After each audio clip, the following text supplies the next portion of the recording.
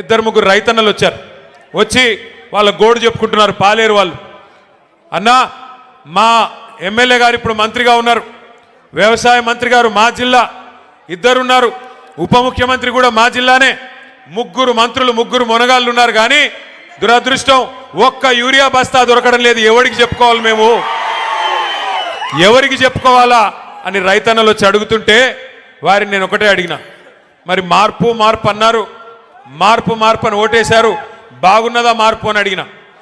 అంటే ఏం చెప్పాలన్నా, సరే జరిగింది జరిగింది, పాలిచ్చే గేదెని వద్దనుకుని తన్నే దున్నపోతుని తెచ్చుకున్నాము, తప్పదు కదా, అనుభవించక తప్పదు కదా అని చెప్పారు. రైతులు కూడా బాధపడతా ఉన్నారు.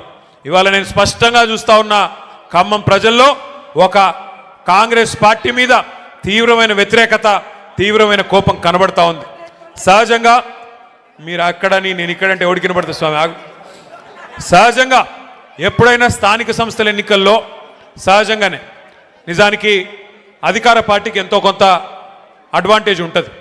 మీకు గుర్తుండాలి, మనం అధికారంలో ఉన్నప్పుడు పంచాయతీ ఎన్నికలు పెడితే కనీసం కాంగ్రెస్ వాళ్ళు ఎన్ని గెలిచారయ్యా అంటే వేళ్ల మీద లెక్క పెట్టుకోదగ్గర సంఖ్యలో తప్ప పర్ఫార్మెన్స్ లేదు. 10% లోపల తప్ప గెలిచిందేమీ లేదు. కానీ వాళ్ళ రాష్ట్ర వ్యాప్తంగా ఒక్క ఖమ్మంలోనో కొత్తగూడెంలోనో కాదు, రాష్ట్ర వ్యాప్తంగా కనుక చూసినట్టయితే 40% సర్పంచులు మన వాళ్ళు గెలిచారంటే ఇది మామూలు విషయం కాదు. అది కూడా 2 ఏళ్లలోపే. 2 ఏళ్లలోపు జరిగిన ఎన్నికల్లో పరిస్థితి ఇట్లా ఉంది అంటే రానున్న రోజుల్లో పరిస్థితి ఎట్లా ఉండబోతుందో మనం అర్థం చేసుకోవచ్చు. తప్పకుండా ఒకటి మాత్రం పక్కా, ఇవాళ 2 ఏళ్లలోనే ప్రజలకు అర్థమైపోయింది. ఎన్నో ఆశలు, ఎన్నో అబద్ధాలు, ఎన్నో రకాల అలవిగాని హామీలు ఇవన్నీ ఇచ్చి అధికారంలోకి వచ్చింది కాంగ్రెస్ పార్టీ. 6 గ్యారంటీలు అన్నారు, 420 హామీలు ఇచ్చారు.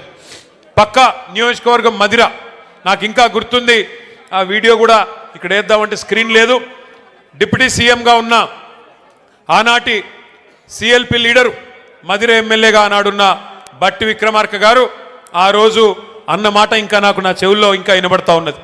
గ్యారంటీ కార్డులు పట్టుకొని ఆ రోజు ఆయన చెప్తా ఉన్నాడు, భద్రంగా పెట్టుకోండి, గ్యారంటీ కార్డులు భద్రంగా దాచిపెట్టుకోండి, 100 రోజుల్లో, ఇది చాలా విలువైన కార్డు, ఈ కార్డుని మరి భద్రంగా పెట్టుకుంటే 100 రోజుల తర్వాత మా గవర్నమెంట్ రాగానే 2,500 మహిళలకు ఇస్తాం, 4,000 రూపాయలు ముసలోళ్ళకి ఇస్తాం, తులం బంగారం ఇస్తాం, 2 లక్షల ఉద్యోగాలు ఇస్తాం, భద్రంగా పెట్టుకోండి కార్డు అన్నారు బట్టి గారు.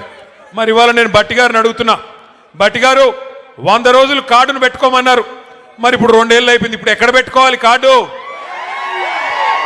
ఎక్కడ పెట్టుకోమంటావు ఇప్పుడు కార్డు? చెప్పు, ఎక్కడ పోయింది నీ 2,500? ఎక్కడ పోయింది 4,000 పెన్షను? ఎక్కడ పోయింది తులం బంగారం? ఎక్కడ పోయినాయి స్కూటీలు? ఎక్కడ పోయినాయి విద్యా భరోసా కార్డులు? ఎక్కడ పోయినాయి 1,00,000 కోట్ల బడ్జెట్, బీసీలకి 42% రిజర్వేషన్లు? చెప్పుకుంటూ పోతే 420 హామీలు, ఒకటి కాదు, 2 కాదు. సర్వభ్రష్ట ప్రభుత్వం ఇది, సర్వత్రా అందరినీ మోసం చేసిన ప్రభుత్వం. అక్కడ మా తమ్ముళ్ళు 30% అని పట్టుకున్నారు. అది ఎవరి గురించో మీకు తెలుసు.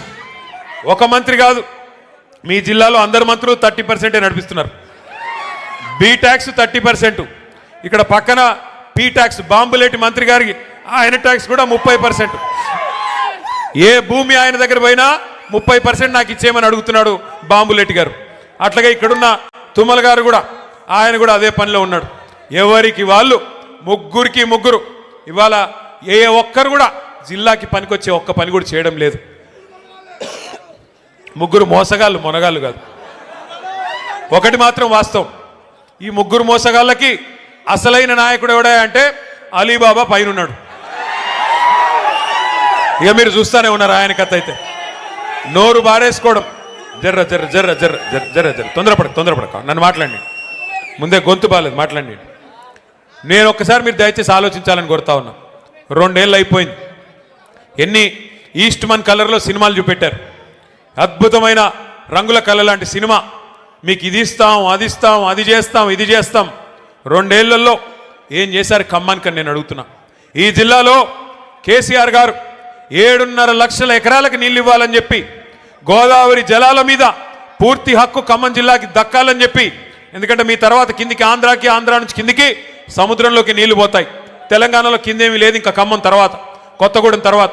కాబట్టి మన నీళ్లు, మన గోదావరి నీళ్లు మరి ఏవైతే పూర్తి స్థాయిలో ఖమ్మం జిల్లాకి దక్కాలో దానికోసం సీతారామ సాగర్ అనే ప్రాజెక్టును అద్భుతంగా డిజైన్ చేసి 7.5 లక్షల ఎకరాలు, కొత్తగా 3,40,000 ఎకరాల ఆయకట్టు, అట్లాగే స్థిరీకరించబడే ఆయకట్టు ఏదైతే ప్రస్తుతం కృష్ణ కింద ఉందో, ఎన్ఎస్పి కింద ఉందో దాన్ని కూడా స్థిరీకరించడానికి మరొక 3.5 లక్షల ఎకరాలకి, మొత్తం కలిపి 7.5 లక్షల ఎకరాలకి నీళ్ళిచ్చే ప్రతిపాదించే ప్రాజెక్టు సీతారామ సాగర్. ఏనుగెళ్ళింది తోక చిక్కింది అన్నట్టు 90% పనులు కేసీఆర్ గారే పూర్తి చేసినారు.